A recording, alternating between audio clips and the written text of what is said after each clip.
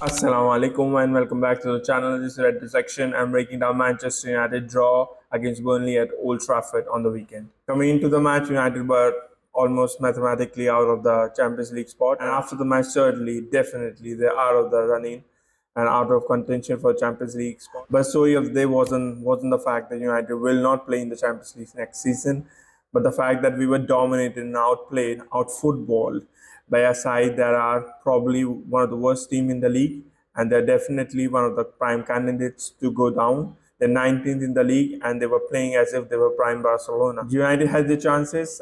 Burnley had the chances. United kept missing the chances. Anthony had a couple of gilt edge chances which he missed. Garnacho had chances that he missed. Eriksen missed his shot. Bruno, even though he was playing quite well, he missed chances. And in the end, Burnley got the penalty that they deserved.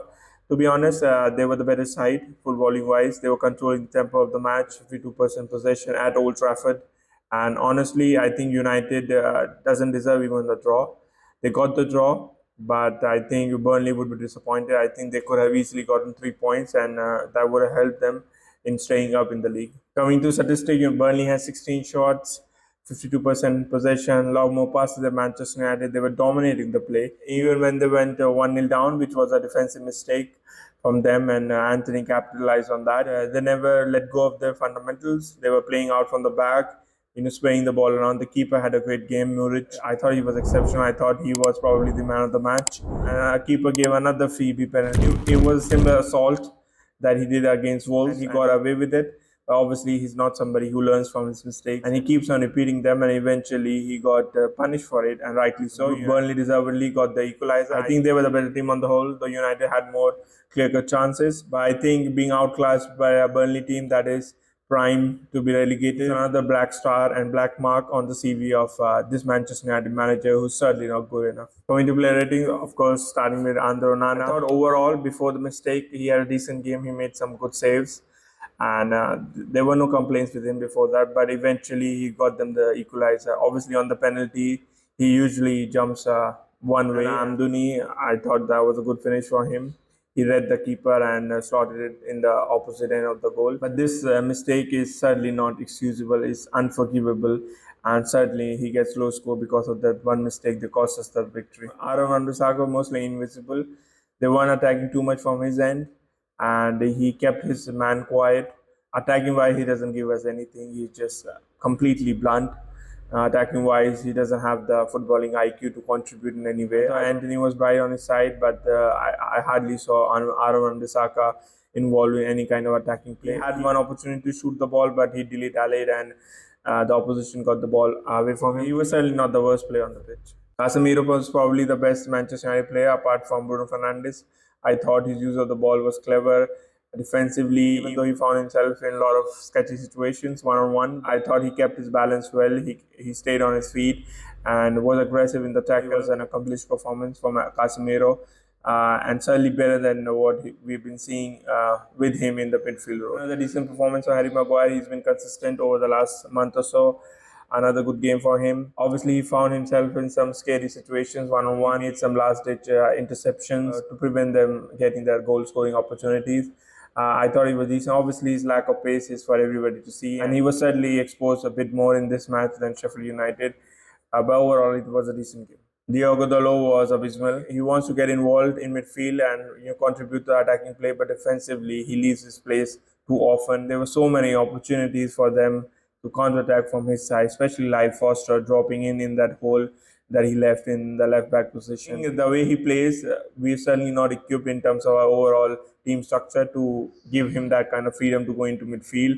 We certainly lack defensively, and we move our full back into the midfield, and certainly with our slow midfielders and slow centre backs, we aren't able to catch up, and we aren't able to cover those spaces when counter-attacked. And I think it was another bad game from Dalot. Christian Eriksen, another disappointing game. On the ball, he was decent, but he just doesn't contribute defensively. He's just not physically able to compete at this level, certainly not in this team. And the kind of football that Erik Ten Hag seems to be employing, the suicidal football with almost one midfielder covering the whole width of the midfield, is never going to be good enough to marshal the troops from that part of the field, and that's what happened. I thought it was an abysmal performance from Eriksen. Kobe Menu again was silent, was completely dominated in midfield. Both Eriksen and Menu weren't great on the ball, and certainly off the ball they were completely lost, completely run ragged.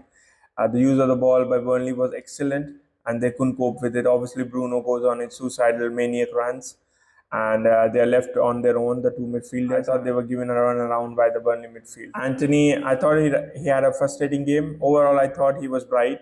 He was probably our most potent attacking player. He got several opportunities to score before he finally took his opportunity, which was a well taken goal. He was stumbling and fumbling, but still managed in a balance to strike the ball well and got the ball into the bottom right corner and scored that goal. Overall, I thought he had a bright performance. That's why he was substituted, and Hoyland got the hook for Ahmad Diallo. Apart from Bruno, he's probably been our most potent attacker in the last month or so. I thought it was another good game from Anthony. Bruno Fernandes again had a good game. Apart from his finishing and that final ball, I thought his overall play was more composed, more balanced. His use of the ball was clever, more restrained. But obviously, his petulance and his lack of discipline in keeping the shape and keeping his position was apparent as well. He gets frustrated easily when we don't have the ball. He does try. He's physically a specimen because he keeps on trying. Obviously, he cannot compete in one-on-one battles, and that's also quite apparent. He often loses his battle with his opponent or his marker. But overall, I thought his use of the ball was clever, and he wasn't as wasteful as he usually is. So a good game from Bruno. Alejandro Garnacho was forgettable. Nothing came of him. Obviously, he got few opportunities to run at the defender, but his final ball, final shot were absolutely horrific, horrendous. His lack of technique, his lack of balance. He keeps fumbling and tumbling. Don't have any control with that kind of player in our attacking lineup. Obviously, he doesn't have the poise, the polish on the ball. But one thing you cannot fault against him is his desire and his commitment, and he keeps on trying, and that's what he did. He lacked the finishing touch. He lacked the final ball. At this moment of time, we need players who are clinical. We need players who, make the opportunities count. And with him, most of the time, it's a waste and another bad game from Garnacho. Rasmus Højlund continued his streak of horrific performances. He's been probably worse than Anthony as a signing.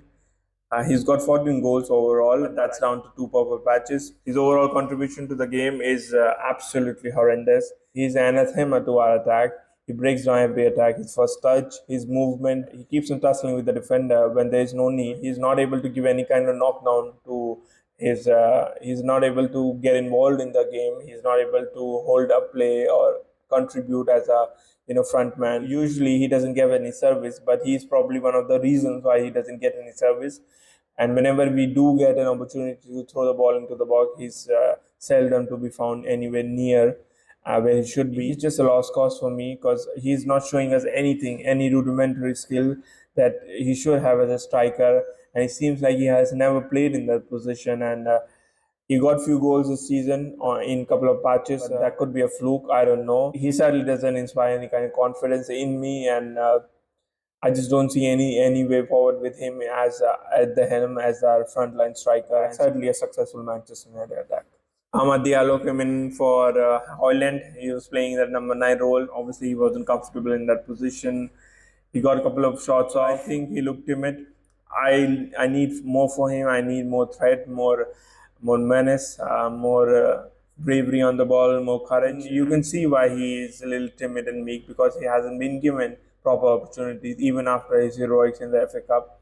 And you can see his confidence is not the highest, and the treatment that he's received at the hand of Eric Ten Hag has been inhuman almost. I didn't think he had the best game in this match. Scott McTominay was introduced at the same time as Amad Diallo, and he got hooked off quite soon after that. He got an injury, probably a knee injury. His mandate was to get that goal because he scored in the first half of the season.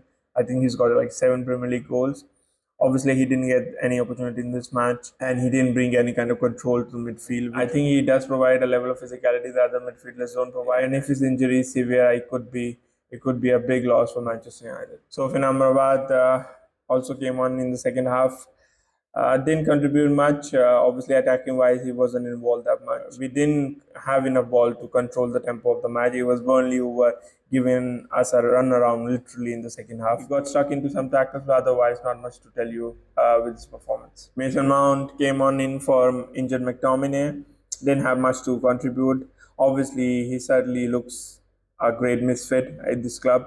He should never have been bought. It was a terrible mistake, his transfer. The fact that he cannot get even in this kind of midfield with Eriksson and Menu, a youngster with 10 years, a clear indictment of his whole transfer and the whole state of the club right now. For the manager, there's nothing more to add. There are no more adjectives that I can come up with.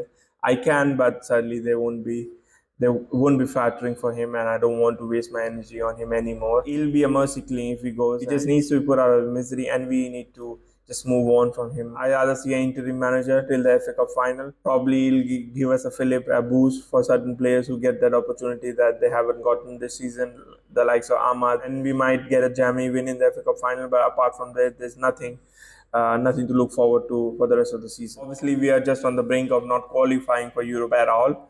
I rather not play in the Conference League or even the Europa League because I don't think our squad can manage a Europa League run or run to the final, and that's what we've seen, especially last season when we were trying to win those trophies and we ended up getting those injuries in the last couple of months. I don't think we're gonna spend as much as we should, and with Jim Glazer at the helm, I don't think there would be a complete overhaul. There would be complete restructuring. Of course, there are a lot of chatter, a lot of PR stuff about Wilcox, about Ashworth, but that doesn't change anything because I don't think we're going to invest heavily in the team anyway. They've been delaying making decision on the manager is in itself criminal.